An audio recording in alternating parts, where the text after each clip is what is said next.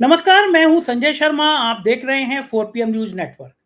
ये गजब अजब गजब केवल उत्तर प्रदेश में हो सकता है। योगी आदित्यनाथ बिल लाए और प्रदेश अध्यक्ष कहते बीजेपी का नहीं नहीं, ये बिल गलत है, पकड़ो अपना नहीं पास कराएंगे। मुख्यमंत्री और प्रदेश अध्यक्ष की ऐसी नायाब लड़ाई सिर्फ उत्तर प्रदेश में हो सकती है। हम अभय द्विवेदी से पूछेंगे, रोज शो करते हैं उनके संग, जाने माने पत्रकार हैं, एबीपी पे आप देखते हैं, बहुत अच्छी किताबें लिखी है, बहुत अच्छी बात करते हैं। हम उनसे पूछेंगे राहुल गांधी के घर ईडी पहुंचेगी या नहीं पहुंचेगी।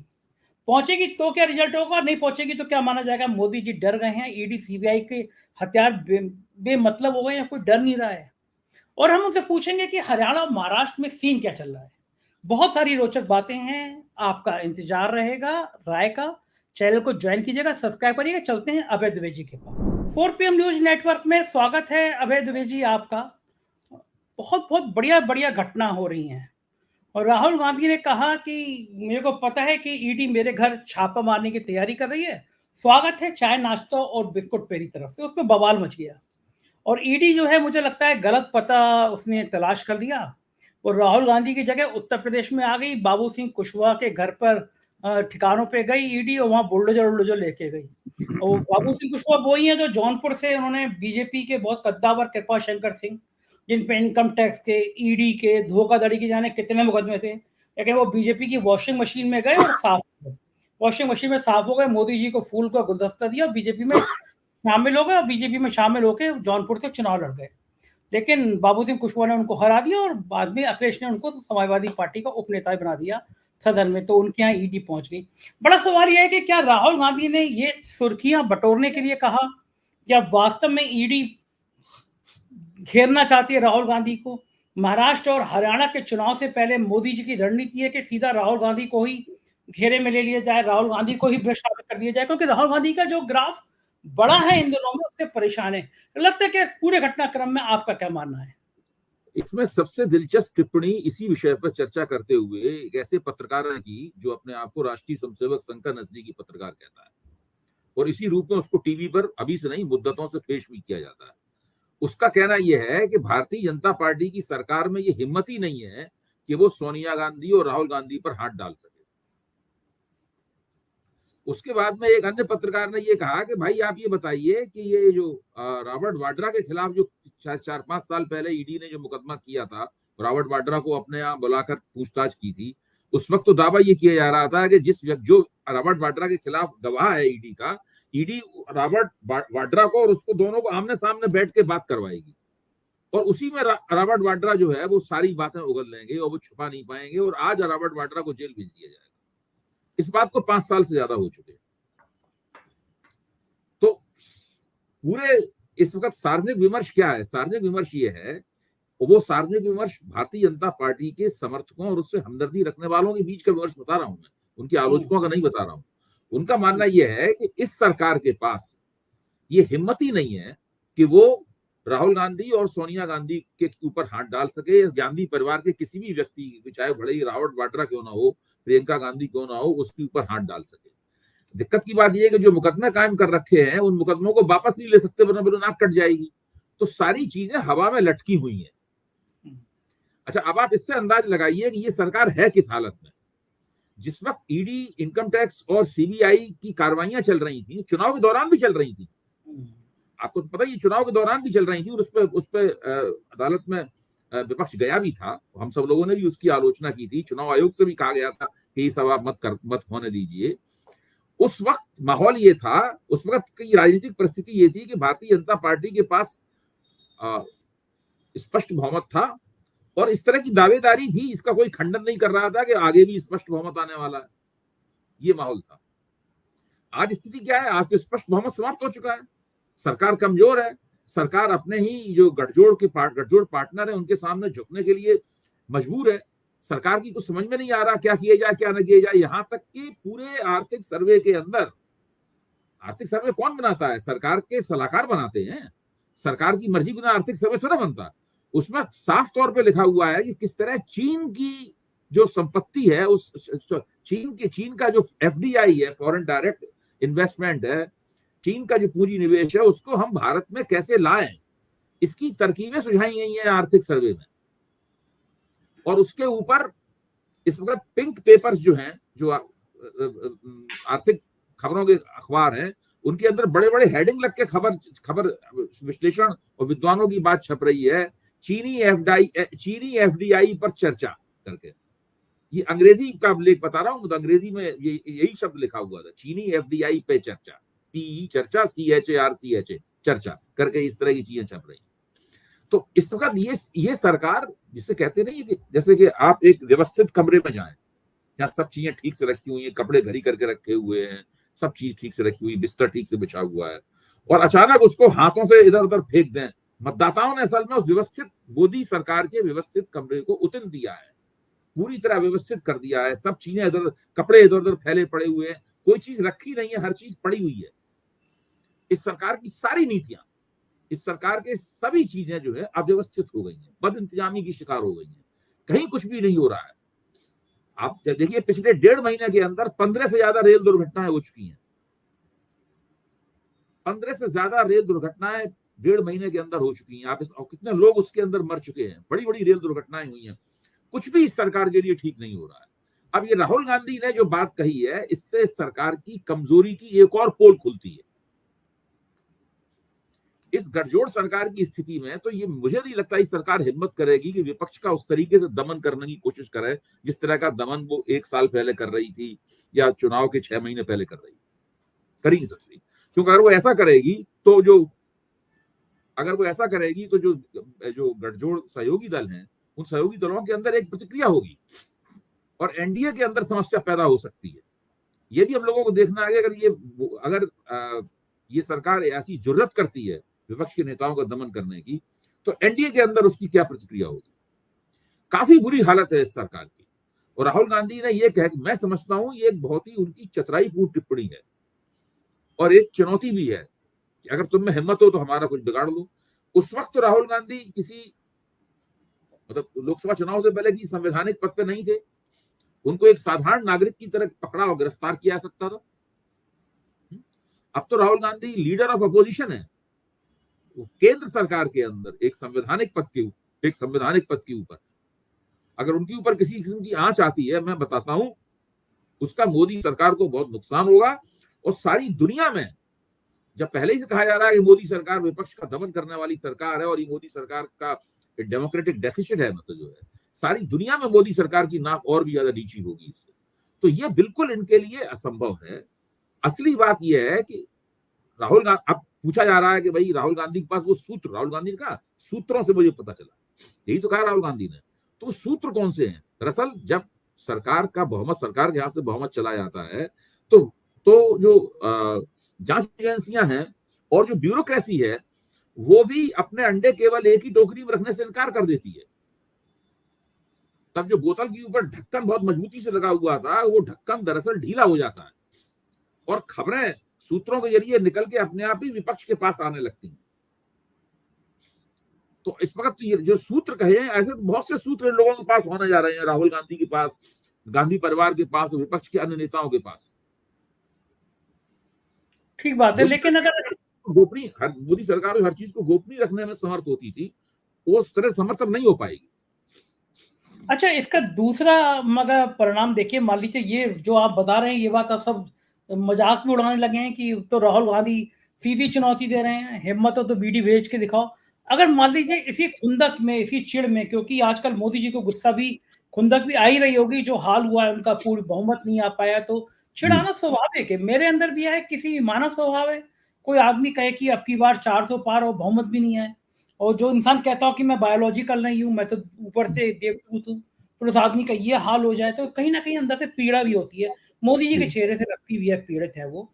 अगर मान लीजिए खुंदक में वो ईडी की टीम से कहते हैं जाओ राहुल गांधी की का रेड करके आओ, मिले ना मिले, अगर राहुल गांधी के घर पे ईडी की रेड होती है, ईडी की कार्रवाई होती है, तो उसका क्या क्या नतीजा होगा? क्या कांग्रेस के पक्ष में होगा, विपक्ष के पक्ष में होगा? क्या उसके राजनीतिक फलितार्थ भारतीय जनता पार्टी के खिलाफ जाएंगे और बहुत दूरगामी दृष्टि से खिलाफ नहीं आएंगे। मेरा मानना है कि उसका तुरंत प्रतिक्रिया होने लगेगी उसकी, क्योंकि पिछली बार जब राहुल गांधी को बुलाया गया था और कांग्रेस सड़क पे उतर आई थी और बहुत जबरदस्त रूप से कांग्रेस कार्यकर्ताओं ने उसके खिलाफ प्रदर्शन और धरने किए थे, आपको ध्यान होगा। अब तो पूरा इंडिया गठबंधन करेगा, तब तो इंडिया गठबंधन बना नहीं था, अब तो पूरा इंडिया गठबंधन बन करेगा और विपक्ष की एकता और भी ज्यादा मजबूत होगी। ये करके देखिए, इंडिया गठबंधन बनने के पीछे और उसकी एकता मजबूत होने के पीछे सरकार द्वारा किया गया विपक्ष का दमन है ना, ये तो हम सब लोग जानते ही हैं। अगर सरकार विपक्ष का इस तरीके से दमन नहीं करती तो शायद इन लोगों के बीच के अंतर्विरोध ज्यादा मुखर रहते, एकता इतनी मुखर नहीं होती। क्यों अंतर्विरोध पीछे चले गए और एकता सामने आ गई? ऐसा क्यों हुआ? इसीलिए हुआ। वो तो मोदी जी ने ही धकेला इन लोगों को एकता करने की तरफ। अब मोदी जी अगर इस तरह का काम करेंगे तो ये दरअसल अपने पैरों पर कुल्हाड़ी मारेंगे। ये बार बार अपने पैरों में कुल्हाड़ी मार रहे हैं। पैर थोड़ा सा कट भी चुका है, 63 सीटें कम हो चुकी हैं इनकी। अब की बार बहुत जोर से कुल्हाड़ी मारेंगे तो पैर का एक हिस्सा और कट जाएगा, इनका बहुत नुकसान होगा। और सबसे बड़ी बात यह है कि अंतरराष्ट्रीय स्तर में, देखिए मैं इस बात को जानबूझ के कह रहा हूं, ये बात अब केवल देश के अंदर तक सीमित नहीं रह गई है।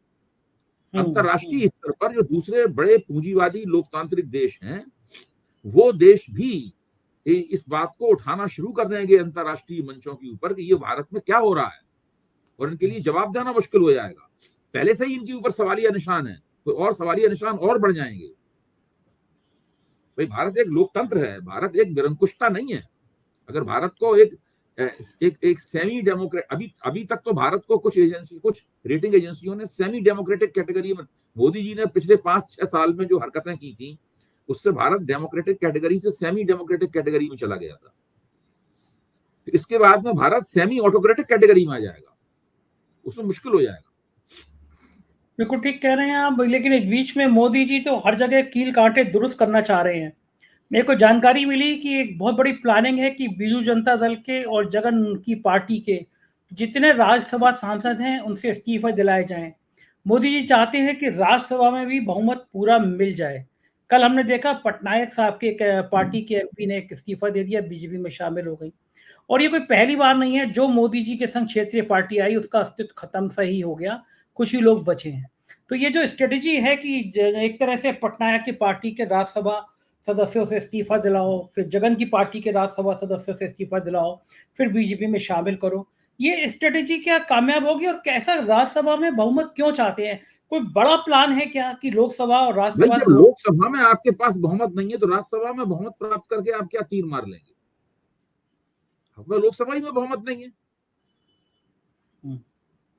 सहयोगी दलों के साथ तो है ही ना बहुमत लोकसभा में। सहयोगी दलों के साथ ये है, लेकिन सहयोगी दल किसी भी ऐसी बात के ऊपर जो कि मुश्किल तलब बातचीत हो, जिसमें दिक्कत हो, उसमें अब जरूरी नहीं कि समर्थन करने के लिए तैयार हो।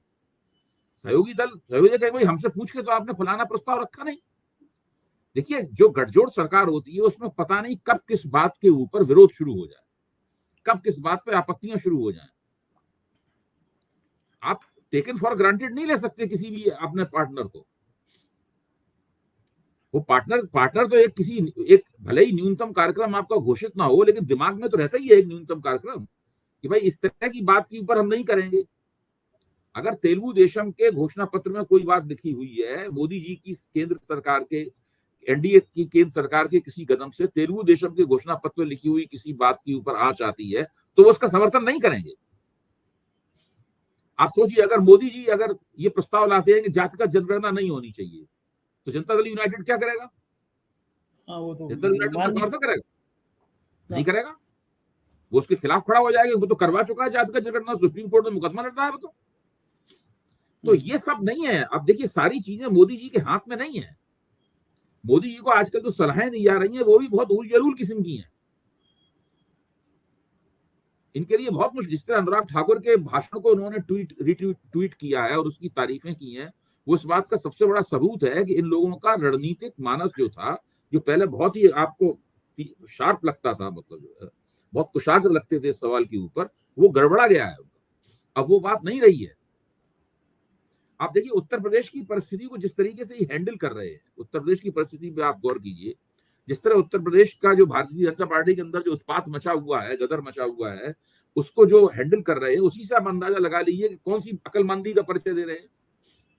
आपको लगता है कि उत्तर प्रदेश के मामले में अमित शाह और मोदी बहुत अकलमंदी का परिचय दे रहे हैं? मैं आपसे अभय जी वही पूछना चाह रहा था कि गजब हो गया उत्तर प्रदेश में। तो विधानसभा में नजूल जमीनें जिन पे लोग अनादर के तरीके से रह रहे हैं, मान लो योगी आदित्यनाथ बिल ले आए, उसके लिए उनकी सरकार बिल ले आई, सदन में ही बीजेपी के 2 विधायक खड़े हो गए कि ये बिल गलत है भाई, इससे बहुत लोग प्रभावित हो जाएंगे, खासतौर से प्रयागराज की में तो हजारों लाखों परिवार रहते हैं, 100 सालों से रह रहे हैं।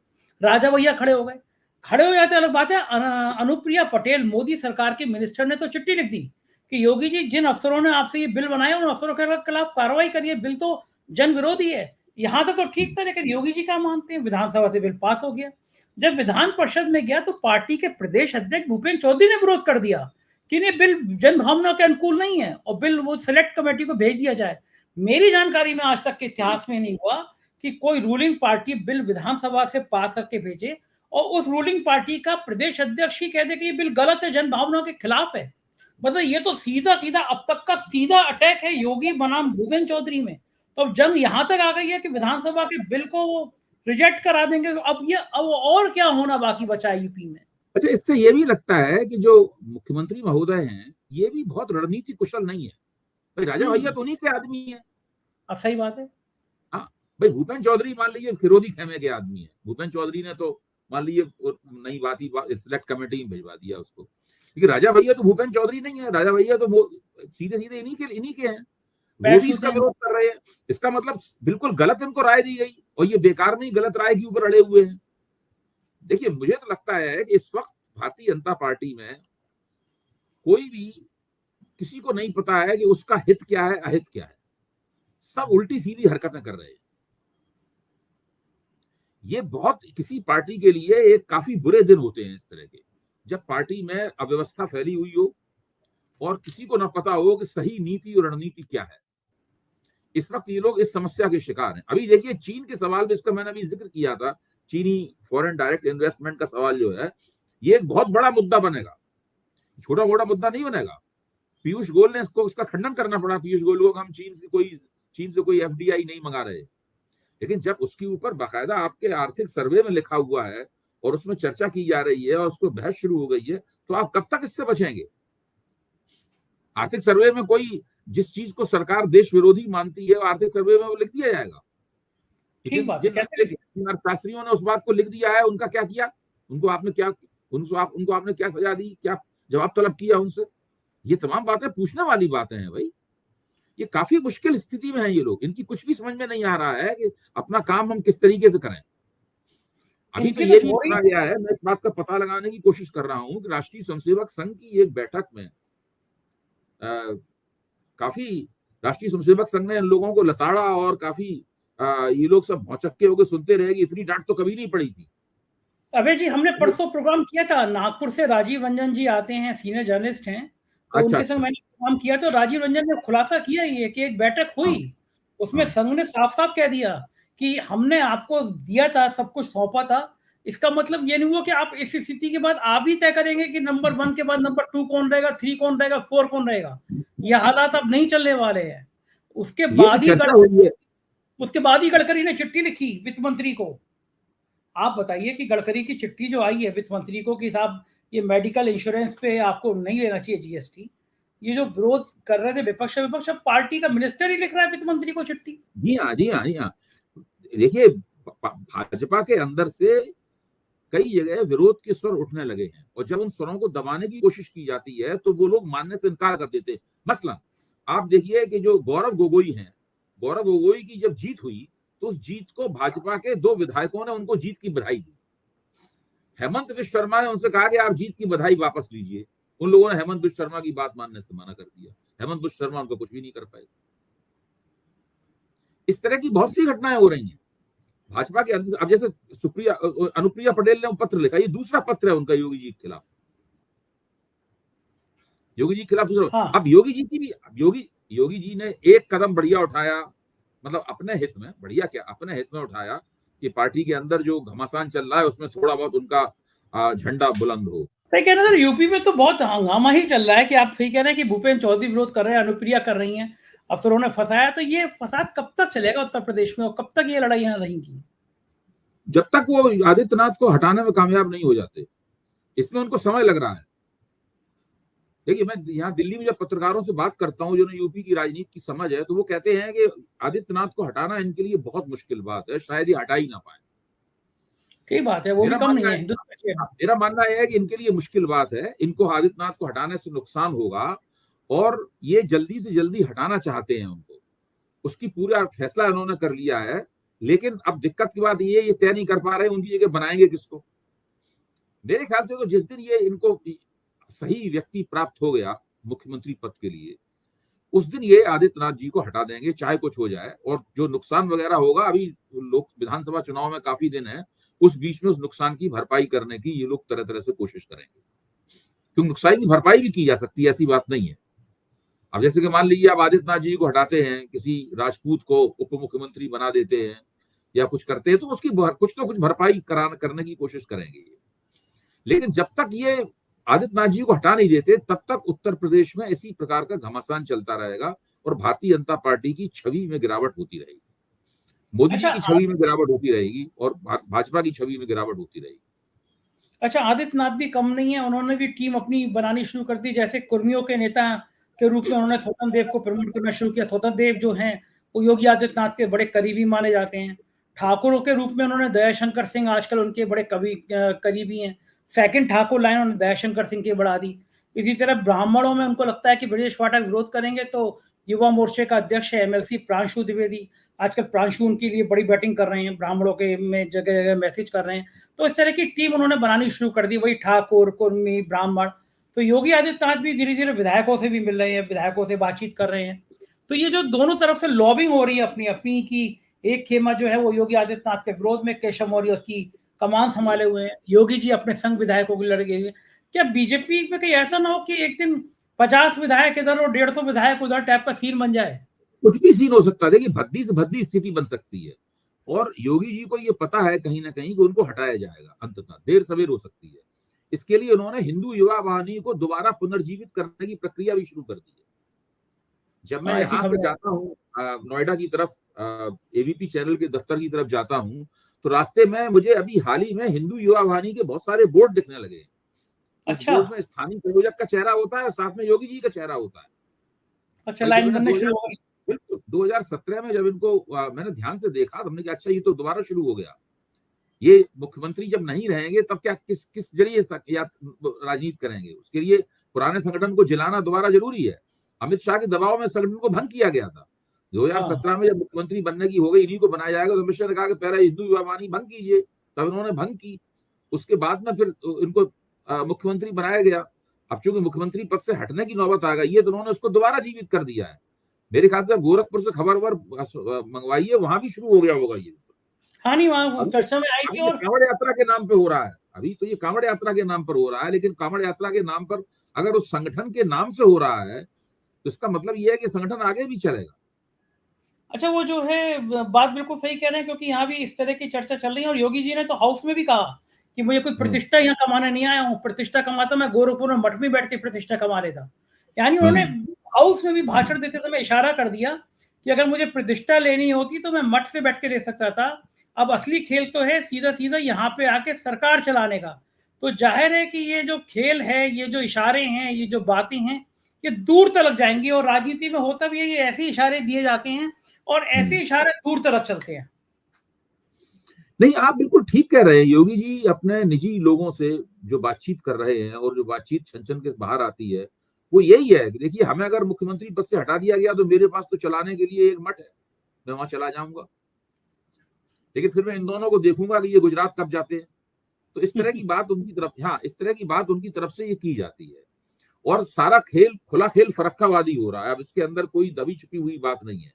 जब पार्टी का जो प्रदेश अध्यक्ष है, जब मुख्यमंत्री द्वारा लाए गए बिल का सदन में विरोध कर देता है और उसको सिलेक्ट कमेटी में भेजने के लिए मजबूर कर देता है, इससे आप अंदाजा लगा सकते हैं कि दरअसल जो कहावत के यहाँ उत्तर प्रदेश में सब कुछ ठीक नहीं है, कि बजाय होना कहावत इस तरह चाहिए, उत्तर प्रदेश में कुछ भी ठीक नहीं है। सही बात, सब कुछ ठीक नहीं का मतलब है कुछ कुछ चीजें ठीक हैं, कुछ चीजें गड़बड़ हैं। यहाँ उत्तर प्रदेश में तो हर चीज गड़बड़ है। तो ये जो जो ऐलान जंग है, अगर ये हो गया तो महाराष्ट्र और हरियाणा के चुनाव सिर पर हैं। महाराष्ट्र और हरियाणा में क्या होगा, क्या लग रहा है आपको? क्योंकि अगर यहाँ जरा सा भी कुछ गड़बड़ाया तो वहां पे लेने के देने पड़ जाएंगे। नहीं, महाराष्ट्र और हरियाणा में तो पहले से ही भारतीय जनता पार्टी विपक्ष के मुकाबले पीछे है। महाराष्ट्र में जो महाविकास अघाड़ी है वो महायुति के मुकाबले मजबूत है, और वो लोग विधानसभा चुनावों में आज की स्थिति के अंदर तो बिल्कुल विधानसभा चुनाव जीतने की स्थिति में है। हरियाणा में तो बहुत भारतीय जनता पार्टी खराब स्थिति में है, बड़े बड़े विज्ञापन निकाल रहे हैं नसीब सिंह सैनी, महारा हरियाणा करके बड़े बड़े, कितना रुपया खर्च होने लगा है विज्ञापनों पे, एक एक पेज के विज्ञापन आ रहे हैं आजकल अखबारों में महारा हरियाणा कहके। लेकिन अब देखिए क्या होता है, वो परिस्थिति किस तरफ ले जाती है इनको जो। अच्छा, अखिलेश यादव पूरे मजे ले रहे हैं, वो जब वो योगी आदित्यनाथ यहाँ पे भड़क रहे थे, योगी आदित्यनाथ यहाँ पे गर्म हो रहे थे, तो अखिलेश यादव मजे ले रहे थे कि भाई यूपी की दिल्ली वालों से नाराज हो, लड़ाई यूपी में क्यों कर रहे हो, दिल्ली।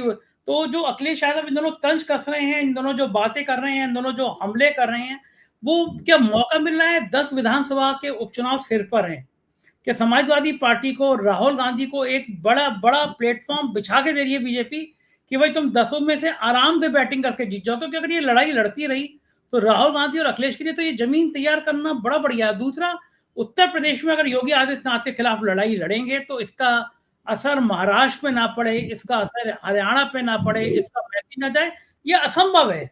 यानी एक लड़ाई की फिगर वहां पे भी जाएगी। तो क्या इन दोनों चुनाव में वैसे भी नुकसान है ही हरियाणा महाराष्ट्र में, लेकिन क्या उत्तर प्रदेश की वजह से भी वहां नुकसान होगा? देखिए, सारा देश मीडिया रेवोल्यूशन के बाद में आपस में जुड़ चुका है। अब ऐसा नहीं रहा कि यहाँ तक तमिलनाडु में अगर कुछ होगा तो उसका उत्तर प्रदेश में असर पड़ेगा। भाई तमिलनाडु में सनातन वाला मुद्दा उभरा था ना, हाँ भाई तमिलनाडु में उभरा सनातन वाला मुद्दा, भारतीय जनता पार्टी ने उस मुद्दे को सारे देश के लिए बनाया। उन्होंने यूपी में तो किसी ने सनातन के खिलाफ बोला नहीं था, किसी ने नहीं बोला था। हाँ, कोई भी बात कहीं भी हो सारे देश पे उसका असर होता है, और ये उस प्रभाव से बच नहीं सकते। उत्तर प्रदेश भारतीय जनता पार्टी के अंदर जो स्थिति है और आला कमान के साथ उसका जो विवाद है, और भाजपा के अंदर भी जो जूतों में दाल बटी जा रही है, इसके अपने विधानसभा में बिल पास हो गया, विधान परिषद में भाजपा अध्यक्ष ने उसको सिलेक्ट कमेटी भिजवा दिया।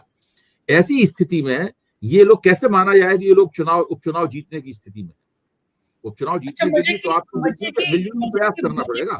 बहस हो रही है कि संगठन ऊपर के सरकार ऊपर, जहां पर ये बहस होने लगेगा कि संगठन ऊपर सरकार ऊपर, वहां पर एकता रहेगी नहीं आपस में। अच्छा, मजे की बात यह है कि केवल बीजेपी के अंदर ही नहीं, सहयोगी दल के जो लोग हैं, राजभर हैं, संजय निषाद हैं, ये लोग भी विरोध कर रहे हैं कि ये नजर बिल गलत है। मतलब ऐसा बिल जो पता था कि आपके बीजेपी के अंदर बगावत हो जाएगी, सहयोगी दल बगावत कर देंगे, तो ऐसे बिल लाने की जल्दी क्या थी? क्यों जल्दबाजी में फैसला लिया गया? देखिए, जब बुरे दिन आते हैं तो आप इसी तरह की हरकतें करने लगते हैं। आप कोई भी व्यक्ति जो है, अपनी स्ट्रेटजी किसी की बिल्कुल पक्की नहीं है, सोच समझ के कोई काम नहीं हो रहा है, नी जर्क रिएक्शन है हर जगह, इसी तरह की तमाम गतिविधियां हो रही हैं। तो ये सब बुरे दिनों की तरफ संकेत कर रही हैं। बिल्कुल ठीक कह रहे हैं। हम लोग नजर बनाए रखेंगे। बहुत बहुत शुक्रिया अभय जी, आपने इतना समय दिया, धन्यवाद, आभार। तो ये थे अभय द्विवेदी जी, और आपको बता रहे थे राजनीति की बेबाक बातचीत। मुझको यकीन है ये चैनल, ये बात आपको पसंद आई होगी, अपनी राय से जरूर अवगत कराएगा। शुक्रिया, थैंक यू।